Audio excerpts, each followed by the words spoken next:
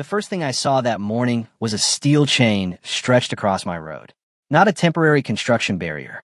Not one of those plastic gates you can move if you really need to get through. I mean, a thick steel chain bolted into two brand new concrete posts like somebody had decided overnight that I no longer belonged on my own property. I just sat there in my truck staring at it. Engine running. Coffee getting cold in my hand. Trying to figure out whether I was looking at a mistake or the beginning of a very expensive problem. Then I noticed the sign hanging in the middle. Private access. Authorized personnel only. That's when I knew it wasn't a mistake. Somebody had done it on purpose. Now, if you've never lived out in rural Kentucky, there's something you should understand about roads like that.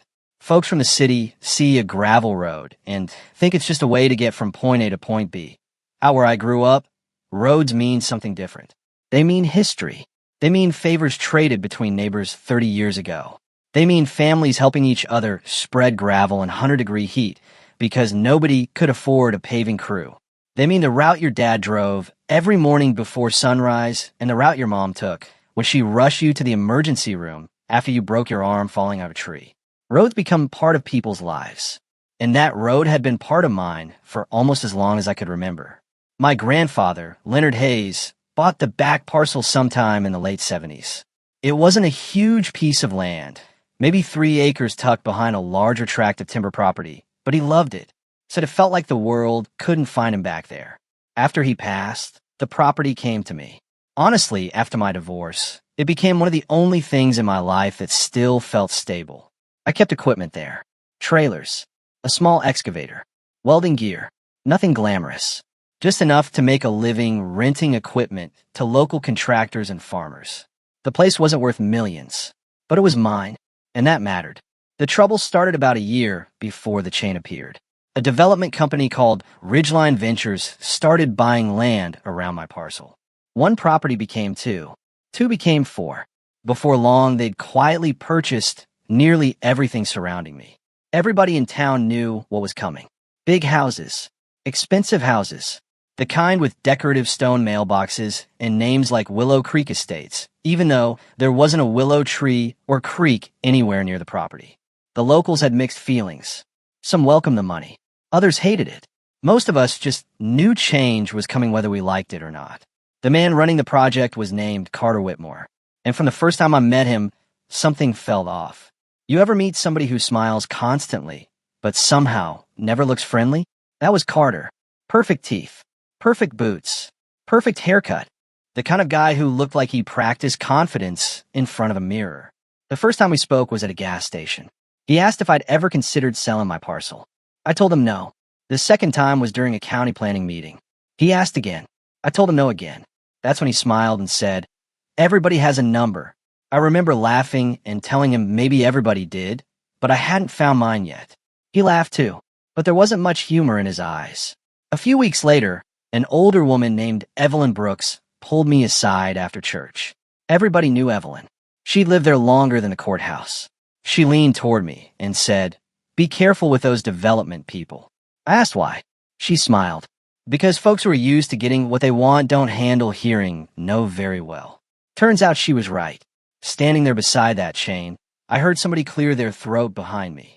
I turned around, and there he was, Carter Whitmore, standing beside a white company truck holding a giant coffee mug like he was posing for a real estate advertisement. I pointed at the chain. "What is this?" He took a slow sip. "Private property." I actually laughed because the confidence was unbelievable. "You chained off my access road." "No," he said calmly. "We secured company property." The bulldozers were already moving dirt on the hill behind him. Backup alarms echoed across the valley. Workers pretended not to watch. I walked closer. "That road belongs to my property." He shrugged. "Our attorneys reviewed everything." My stomach tightened. "What does that mean?" He smiled.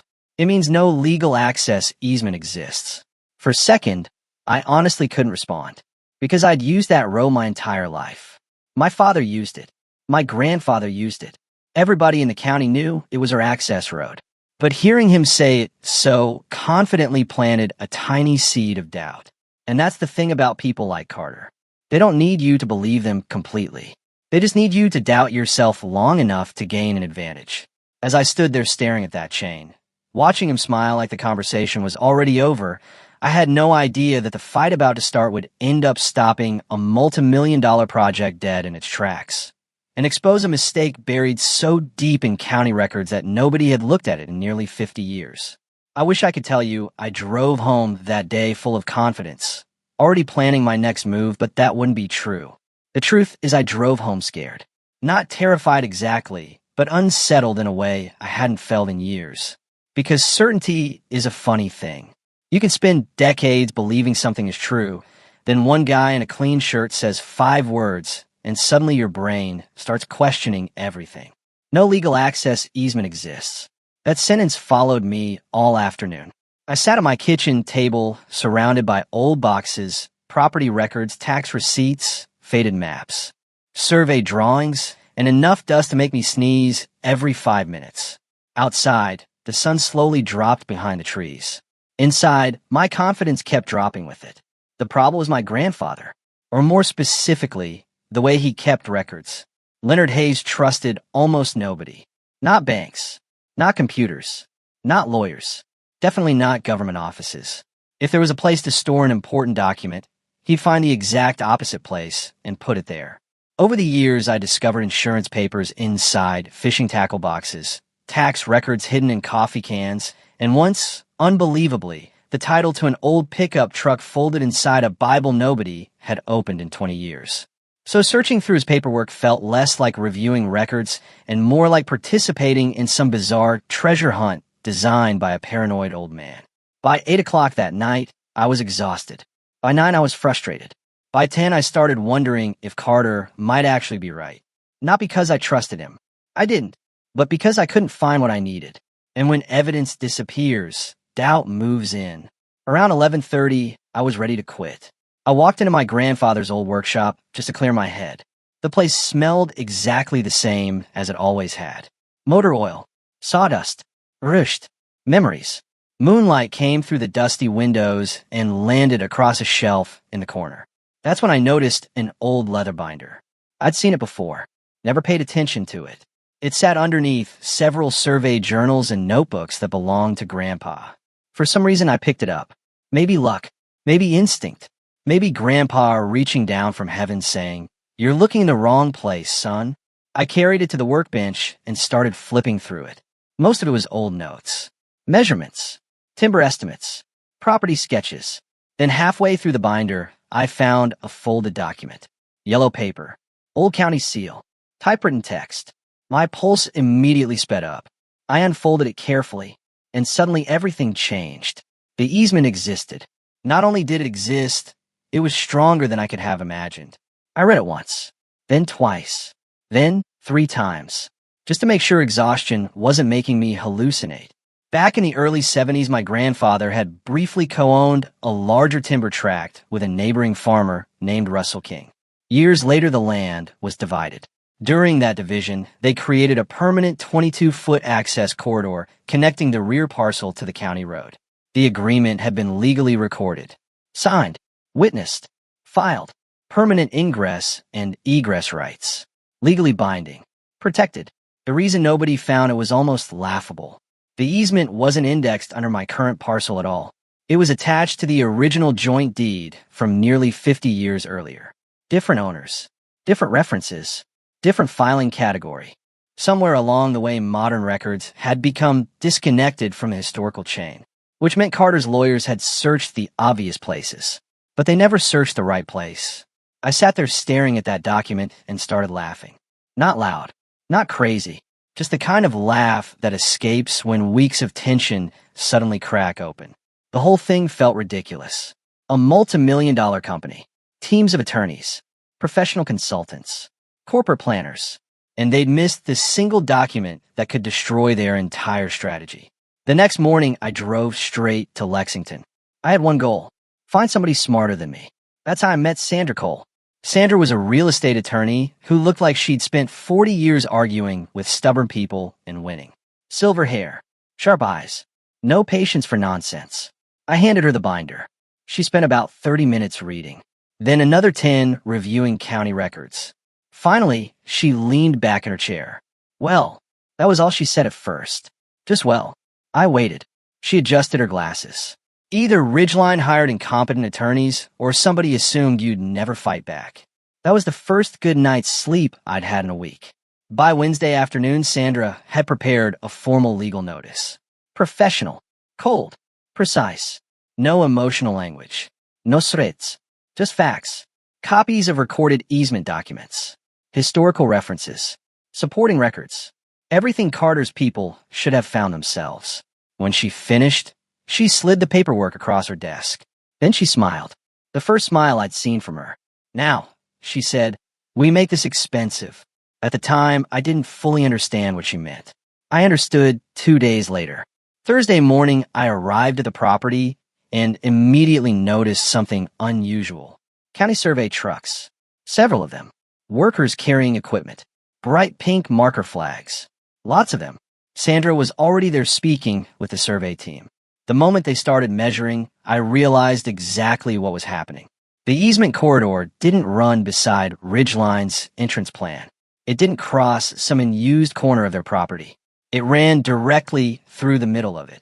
Directly through the middle.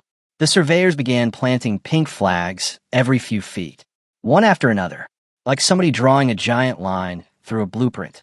The more flags they planted, the worse it looked. Bulldozer operators stopped working. Truck drivers started watching. Construction crews gathered in small groups. Everybody could see what was happening. Everybody except Carter, at least for the first few minutes. Then somebody pointed. He turned, saw the survey crew, saw Sandra, saw me, and immediately started marching across the construction site. I've never seen somebody walk so fast while trying to look calm. What is this? He demanded. Sandra didn't even look at him. Legal access verification. You can't disrupt active construction. She finally turned toward him. Actually, your company already disrupted legal access. That landed hard. I could see it. The confidence he'd worn like armor since the day we met suddenly developed its first crack. Then came the second hit. Sandra informed him that an injunction request had already been filed. Pending review, construction activity affecting the disputed corridor would be frozen. Now might be frozen. Will be frozen. The color drained from Carter's face. You could practically hear the cash register reversing.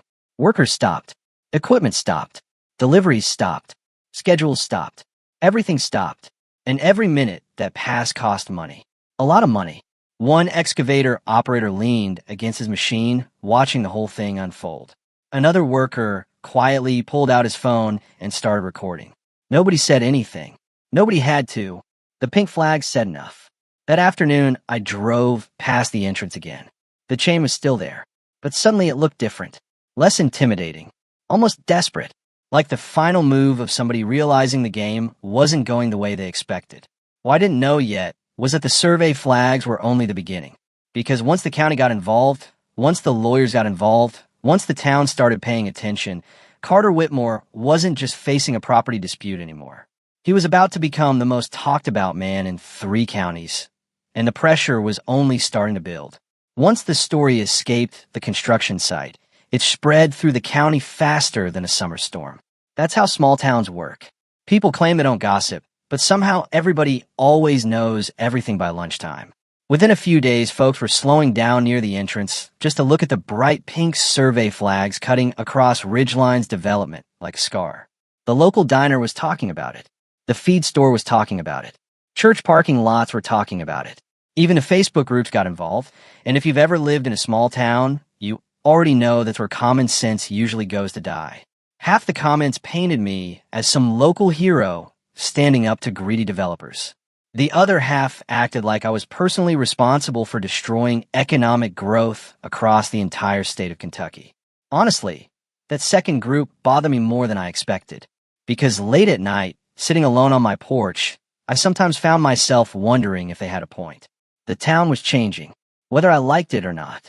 Young people were leaving because jobs were scarce. Family farms were disappearing. Property taxes kept climbing. Maybe development wasn't the enemy. Maybe I was just becoming one of those stubborn guys who refuses to accept that the world moves on. I thought about that more than once. But every time I started questioning myself, I remembered Carter standing beside that chain. That smile. That confidence. that assumption that he could simply pressure somebody into surrendering. And every time I remembered it, my answer stayed the same. This was never about growth. It was about power. Around the 8th day, Ridgeline's attorneys finally requested a formal meeting. Sandra and I drove downtown together. The meeting took place inside one of those polished office buildings where everything smells expensive and nobody looks comfortable. I showed up wearing work boots. Not intentionally. They were just the boots I owned. The contrast was almost funny. 3 corporate attorneys sat on one side of the table. Sandra and I sat on the other. And Carter sat near the end, looking like a man who hadn't slept much recently. The meeting started exactly the way you'd expect. One attorney cleared his throat and said, "There appears to have been an unfortunate oversight regarding historical easement indexing." Oversight, that was the word they chose. Not obstruction, not intimidation, not blocking legal access. Oversight. Sandra nearly smiled. "Your oversight prevented lawful access to my client's property and interfered with his business operations." The attorney shifted in his chair. Another lawyer jumped in. Then another. Settlement proposals. Revised planning. Alternative access routes. Compensation discussion. Corporate language filled the room. The kind designed to sound reasonable while avoiding responsibility. Through all of it, Carter barely spoke. He just sat there listening. Finally, he looked directly at me. This situation escalated further than anyone intended. I actually laughed. I couldn't help it, because hearing that from him felt absurd. I leaned forward. "You told me my property was basically worthless." Silence. Complete silence. Nobody interrupted. Nobody looked away. For the first time since this whole thing started, Carter had no response. And weirdly enough, that was the moment I knew I'd already won. Not legally, personally. Because people like Carter spend their entire lives believing confidence and money can solve every problem. Most of the time, they're right. Most people don't have the time, money, or energy to fight back. Most people eventually surrender. This time, somebody didn't. A few days later, Ridgeline folded. Completely. The chain disappeared first. I noticed it early one morning while driving toward the property. The concrete posts were gone, cut off at the base, and hauled away during the night. No announcement. No explanation. Just gone. Like somebody hoped nobody would remember they were ever there. Then came the paperwork. Ridgeline agreed to cover my legal expenses. They signed a permanent recorded acknowledgement of the easement. Not temporary. Not conditional. Permanent. Filed with the county. Recorded properly. Impossible to overlook again. And the biggest consequence of all, their entire entrance design had to be rebuilt. The access corridor cut straight through the heart of their original plan. Months of redesign followed. Construction delays piled up. Schedules collapsed. Costs exploded. One grading subcontractor I knew estimated the delays alone burned through hundreds of thousands of dollars. Maybe more. All because somebody got arrogant. A few weeks later, I had one final encounter with Carter. Pure coincidenza. We crossed paths outside the county clerk's office. He was walking out. I was heading in. For a second, neither of us spoke. He looked different. Still well-dressed. Still polished. But tired. The kind of tired that doesn't come from lack of sleep. The kind that comes from discovering the world doesn't always work the way you thought it did. Finally, he stopped. "You really would have taken this all the way to court?" It was a simple question, but I thought about it longer than he probably expected. Because the truth wasn't simple. Court could have ruined me. Legal bills could have buried me. Stress nearly did. There were nights I barely slept. Nights I wondered if one bad decision would cost me everything my grandfather spent his life building. So when I answered him, I answered honestly. Probably. He nodded slowly, almost respectfully. Then he said something I'll never forget. "If you talked to us sooner, things could have gone differently." And there it was. One last time. That refusal to understand what actually happened. Because in his version of events, the problem wasn't the chain. The problem wasn't blocking somebody's access. The problem wasn't trying to pressure a landowner into selling. The problem was that I resisted. That mindset stuck with me long after the legal fight ended. Because the truth is, people don't always see others as people. Sometimes they see obstacles. A road becomes an obstacle. A family business becomes an obstacle. A homeowner becomes an obstacle. And once somebody starts viewing you that way, it's amazing how quickly they convince themselves they're justified. The development eventually got built.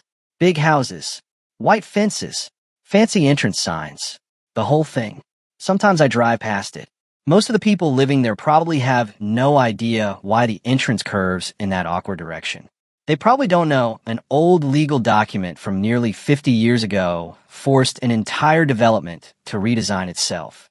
And honestly, that's okay, because the part that matters is still there. My road. Same gravel, same trees, same bend near the creek.